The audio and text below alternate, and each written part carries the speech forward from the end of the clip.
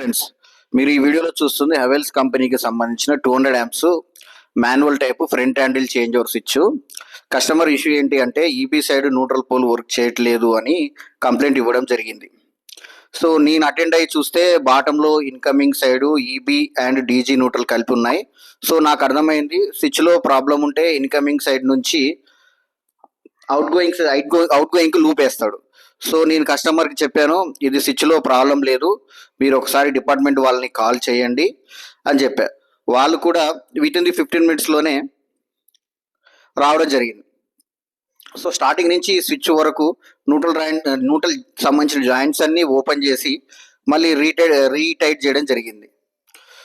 So ఇలా neutral fail అయితే జరిగే ప్రాబ్లం ఏంటంటే మనకు ముఖ్యంగా సింగిల్ ఫేజ్ సప్లై మీద వర్క్ చేసే ఎల్ఈడి టీవీస్ కానీ, ఏసీలు కానీ, రిఫ్రిజిరేటర్లు కానీ, ఎల్ఈడి లైట్స్ కానీ, పాల్సింగ్ లైట్స్ ఉంటాయి కదా, అవన్నీ కూడా పాడైపోయే ఛాన్సెస్ ఉంటాయి.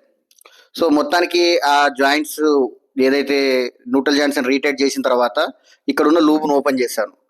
ఓపెన్ చేపించి టెస్ట్ ల్యాంప్ తోటి చెక్ చేసాం. న్యూట్రల్ అయితే పర్ఫెక్ట్గా వర్క్ చేస్తుంది. సో కస్టమర్కి నేను అడ్వైజ్ చేశాను, సార్ మీరైతే ఏదైతే ఈ జాయింట్స్ ఉన్న న్యూట్రల్ కేబుల్ ఉందో అది మళ్ళీ మీరు కొత్తది వేసుకోండి, ఎలాంటి జాయింట్స్ లేకుండా అని చెప్పాను. నేను చెప్పిన ఇన్ఫర్మేషన్ మీకు నచ్చినట్లయితే నా ఛానల్ను సబ్స్క్రైబ్ చేసుకోండి.